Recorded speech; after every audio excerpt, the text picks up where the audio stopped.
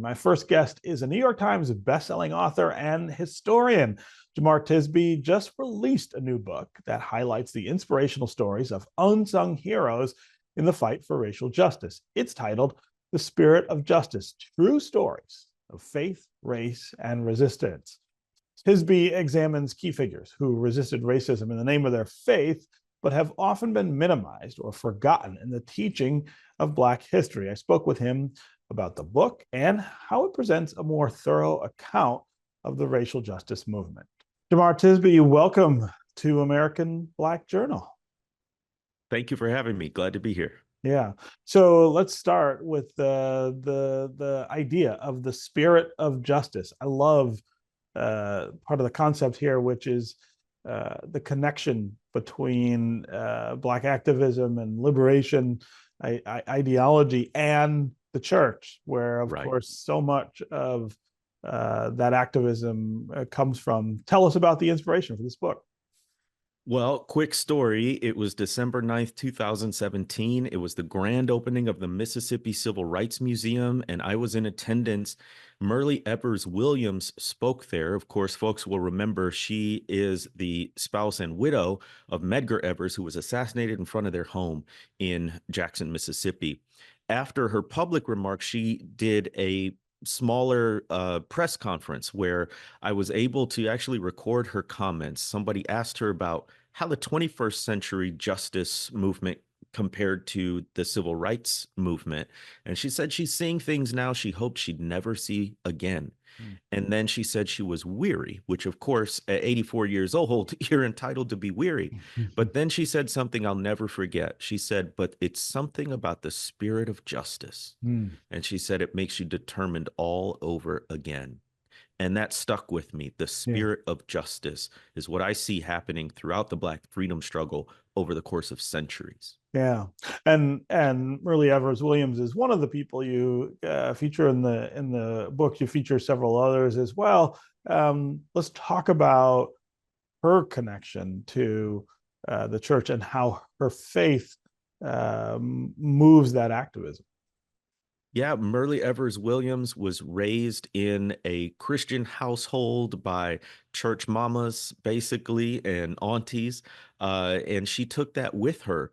And it is really what guided her, especially in the aftermath of her husband's assassination. She actually had suicidal ideation, and she said, something prevented me. And she said, I'm sure it was God. And then throughout her lifetime of activism, and it's important that we remember people like Myrlie Evers Williams, Coretta Scott King, and others as activists in their own right, not simply the Mhm. spouses of activists. Mhm. So throughout her life of activism, she said she would ask God for guidance and for wisdom to help her know the right thing to do. Yeah, yeah. Um, let's talk about some of the other folks in the book. There's a lot of people in here that, again, not everybody is familiar with or remembers as well as they should. That's right. I profile over 50 different figures of Black history, how faith motivated them toward activism. One of my favorite ones is more contemporary, and Mm. it's Sister Thea Bowman. Mm. She was a Catholic sister. She died tragically young in 1990 from cancer, but she was known for her beautiful singing voice, and she was born and raised in Mississippi Mhm. and went to a Catholic school and then became a nun. And within the Catholic Church, she became this outspoken advocate for racial reconciliation and also a Black-centered Catholic Church parish expression.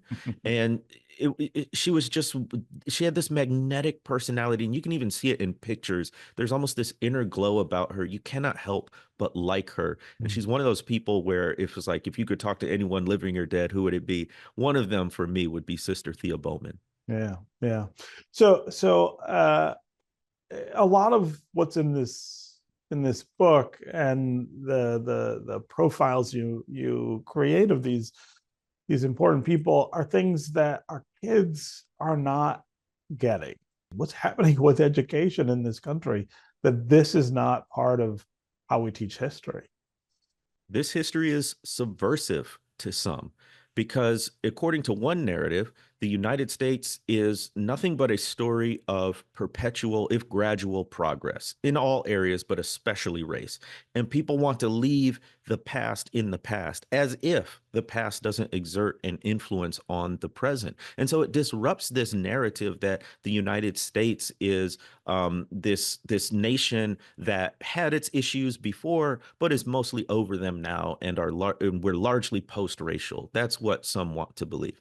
Learning this history of the Black freedom struggle, of faith in that movement, helps us have a more colorful, nuanced, complete picture of it. And it says we still got a lot to work on. Yes. So it draws attention to areas that some people would rather forget. Yeah. Yeah. Um, do you get that pushback sometimes? I get quite a bit of pushback because one of the things that we're dealing with now is white Christian nationalism. And that is a ideology that wants to posit that the United States was founded as a Christian nation and that it was blessed and prospered according to how well we followed what I would call this very fundamentalist right-wing version of Mm-hmm. religion. And we're Mm-hmm. going off the rails because we have all these others disrupting it, whether it be immigrants or Black people chanting Black Lives Matter or you name it.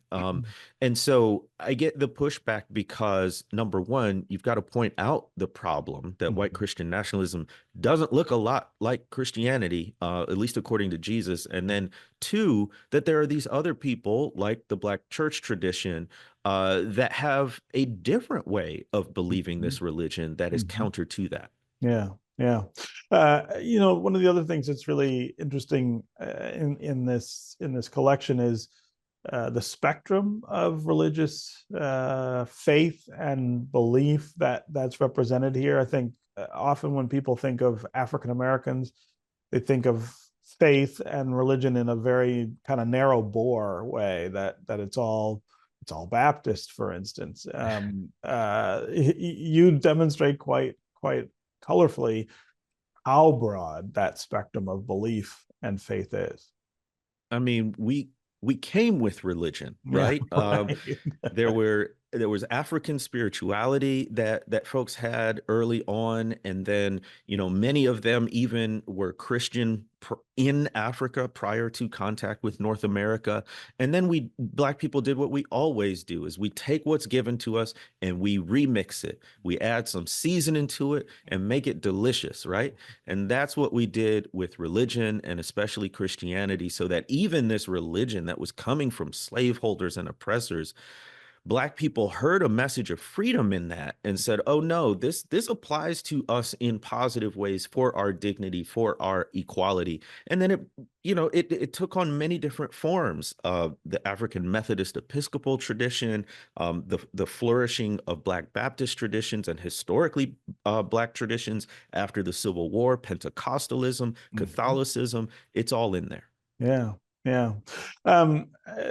It also strikes me that there's a connection between um, the discussion of this history and some of the arguments that we're having now about the importance of not just inclusion, but justice as it relates to inclusion. That making sure that everybody has the right opportunities, and that race is not something that's used to hold people back. Understanding this history, understanding the role of faith and religion in that history, I think powers the arguments that we're having over diversity and inclusion.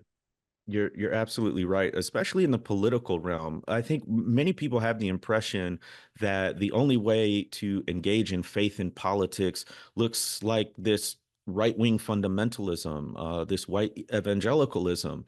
And what the Black church tradition shows us is there's a completely different way of engaging in faith in politics that leads to expansion and inclusion and greater civil rights for all. We have contemporary examples in people like Raphael Warnock, who literally preaches in the same pulpit that MLK did. But we have so many historical examples too, like Fannie Lou Hamer, who was part of the Mississippi Freedom Democratic Party, Shirley Chisholm, who's run for the Democratic presidential nomination.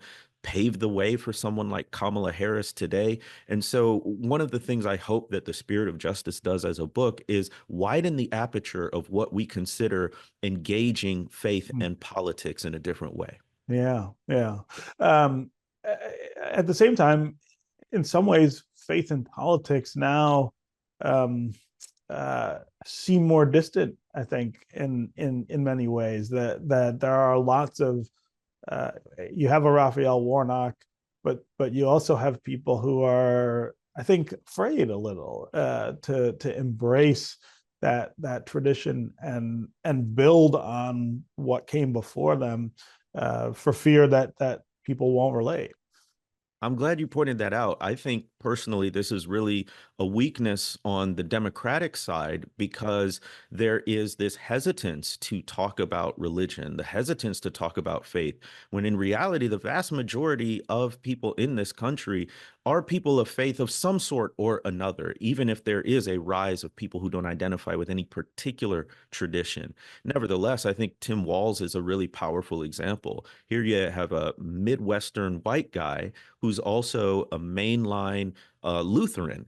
And we sort of forget about that group of people. But the mainline Christian tradition is still very powerful, has been historically. And he's demonstrating, as a living example, somebody who is a person of faith, but looks very different from a J.D. Vance, for example. Yes. So I think Democrats should talk more about religion in the right kind of ways and not shy away from it. Yeah, yeah. I wonder what you make of the possibility for the work that you're doing here with kids, with schools. Is this the kind of material um, that we need in the curriculums of public schools and other places? We got to have that freedom summer, freedom school mindset Mm. about history. Meaning, if we're not getting it in the traditional institutions like schools, then we got to get it somehow. Mm. There's an initiative in Florida, after all the backlash they faced from their governor and his administration, Mhm. to have this history taught in churches. I Mm. think we need more of that, more social institutions, community institutions that may not be your traditional school. That being said, this should be taught. And it's one of the constraints we have with standardized testing. I used to be a sixth grade teacher and a middle school principal, so I know that pressure. But we need this history, especially because it helps young people realize they have agency. And if they see a problem in our nation, they can do something about it.